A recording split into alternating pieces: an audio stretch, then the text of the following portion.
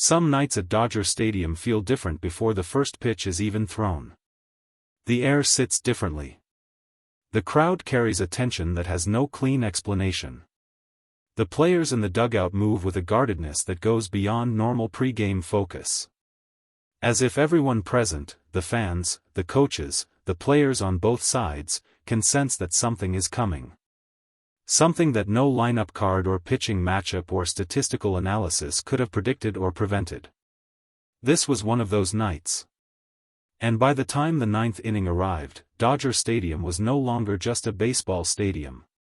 It was something closer to a powder keg. The game had been physical from the beginning. Not violent. Not dirty. But physical in the way that playoff-caliber matchups between proud franchises become physical, every pitch contested, every at-bat extended, every base-running decision made with an aggression that communicated something beyond strategy. The Phillies had come into Dodger Stadium with the energy of a team that had circled this series on the calendar months ago. The Dodgers had received them with the calm confidence of a team that plays its best baseball when the stakes are highest. For 8 innings, it had been exactly the kind of game that baseball at its finest produces. Everything changed in the ninth. Shohei Ohtani led off the bottom of the ninth with the Dodgers trailing by 1 run. He walked to the plate the way he always walks to the plate, unhurried, settled, carrying that particular stillness that has become one of the most recognizable things in American sports. The stadium rose to its feet as one. 60,000 people standing, holding their breath, understanding that the next few minutes would determine everything about how this night ended. The Phillies' closer had been dominant. 97 miles per hour. A slider that broke late and hard. 2 strikeouts already in the inning. The kind of closer who arrives in the ninth inning of a 1-run game and makes the deficit feel permanent. Against anyone else, it might have been. The first pitch was a fastball, up and in. Ohtani moved. Not backward, sideways, the way elite hitters move when they've read the pitch early enough to adjust but not early enough to avoid. The ball caught him on the right shoulder. Not grazing. Not glancing. Squarely enough that the sound carried into the lower deck before the crowd had even processed what happened. Ohtani stood still for a moment. That stillness again. But this time it was different. This time it was the stillness of someone absorbing something painful and deciding in real time how to respond to it. He rolled his shoulder once. He looked at the pitcher. He began walking to first base. The stadium had gone from 60,000 voices to something close to silence in the span of about 3 seconds. It should have ended there. A hit by pitch.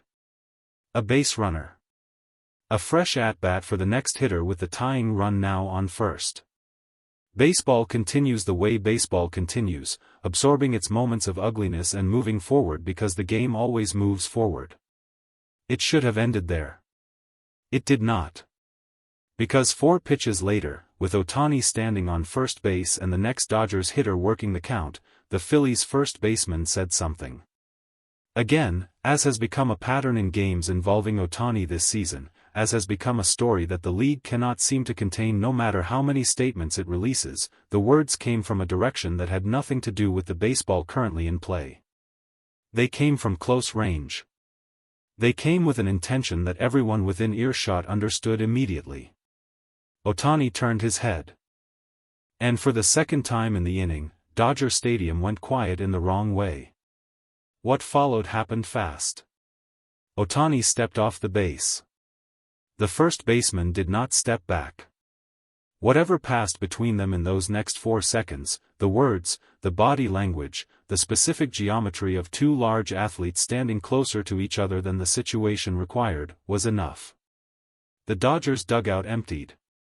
Not in the slow, reluctant way that bench-clearing incidents sometimes begin, with players drifting out cautiously and coaches trying to position themselves between bodies before anything escalates. This was immediate. This was the kind of response that only happens when a team has been watching something build for 9 full innings and has finally run out of patience for containing it. The Phillies came out of their dugout 11 seconds later. By the time the umpires had moved to the center of the field, both benches had completely emptied and Dodger Stadium had found a volume that no home run, no walk-off, no seventh-game celebration had produced that evening. It was a different kind of noise. Roar. More animals. The sound of 60,000 people who had come to watch a baseball game and were now watching something that went several layers beneath it. Players were separated. Coaches formed walls between clusters of bodies. Managers emerged from the chaos of their respective dugouts and moved toward the umpires with the expressions of men who were simultaneously furious and aware that their fury needed to be managed carefully in front of cameras that were capturing every angle. Dave Roberts was on the field in seconds. His expression was not the expression of a man managing a baseball game. The ejections took time to sort. When the umpires finally gathered and began the process of removing players from the field, the list was longer than anyone had expected. The Phillies closer, whose first pitch of the inning had started everything, was gone. The first baseman who had spoken to Ohtani was gone. 3 additional players from both sides were ejected for conduct during the confrontation. Ohtani was not ejected. He stood at the edge of the cleared field with his arms at his sides and that volcanic stillness that has become his signature in moments of maximum pressure, and he watched the process unfold with the patience of someone who had already decided that whatever happened next, he was going to be present for it.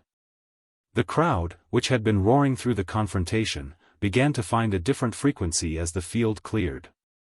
Something between anger and anticipation. The game was not over. The Dodgers were still trailing by 1 run. There were still outs to be recorded and runs to be scored and a result to be determined. Baseball was still happening. Even here. Even after this. The Dodgers won in 10 innings. The details of how they won, the at-bat that tied it, the sequence of events that produced the walk-off, almost felt secondary by the time the final out was recorded. Because the story of this night had already been written in the 9th inning, in the 37 seconds between Ohtani being hit by the first pitch and the moment the benches cleared for the second time. That was what 60,000 people had witnessed and what the rest of the country would wake up to find waiting for them in every corner of every platform where sports are discussed and dissected and argued about. Dave Roberts stood in front of the microphone in the post-game press room with the look of a man who had won a game and processed a war in the same evening. A reporter asked him directly about the 9th inning. About the hit by pitch. About what the Phillies' first baseman had said to Ohtani at first base. Roberts set both hands flat on the table. "I'm not going to get into the specifics of what was said," he began. "What I will tell you is that our guys heard it. Shohei heard it. And the response from our dugout was the response of a team that protects each other. That's not something I'm going to apologize for." He paused. "What happened to Shohei tonight, twice in 1 inning, is something the league is going to have to look at carefully. 1 hit by pitch is baseball. 2 incidents in the same inning involving the same player is a pattern. And patterns have explanations." A reporter asked whether Ohtani had been injured. Roberts shook his head slowly. "Shohei Ohtani does not get injured by things like this," he said. And then, after a brief pause, something crossed his expression that might have been the closest thing to a smile the room was going to see that evening. If anything, it made him angry. And an angry Shohei Ohtani is a problem for the other team. We saw that tonight. The room absorbed that quietly. The Phillies' press conference happened in a different atmosphere entirely. Their manager spoke carefully, deliberately, in the measured tones of someone who knows the league office will review every word of the transcript before morning. He did not defend the hit by pitch as intentional. He did not address directly what his first baseman had said at first base.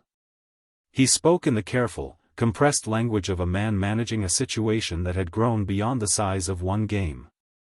"We compete hard," he said. "Sometimes things happen in the heat of competition that nobody planned for. That's baseball." The room did not receive that answer warmly. Nobody in that room believed the 9th inning had been unplanned. The league's response came before noon the following day. 2 Phillies players were suspended. The language in the official statement was pointed in a way that official statements are not always pointed, referencing specifically the pattern of events within the inning, referencing the footage that had been reviewed from every available angle, referencing the standard of conduct that the league expected to be maintained regardless of competitive pressure or game situation. The nation had already reached its verdict 12 hours earlier. Some nights at Dodger Stadium feel different before the first pitch is even thrown. This was one of those nights. 60,000 people had sensed it before the game began. The players on both sides had felt it in the air during warm-ups. The broadcasters had mentioned it in the pre-game show without being able to fully explain why. By the time the ninth inning ended, by the time the benches had cleared and the ejections had been sorted and the game had moved into extra innings and the Dodgers had finally, improbably, beautifully walked it off, everyone understood what that feeling had been warning them about. Shohei Ohtani was hit twice in one inning. He walked off the field on the winning side. And somewhere in the Phillies clubhouse, two players were already calculating the cost of the decision to cross a line that the entire sport had spent the last several months learning, the hard way, should never be crossed.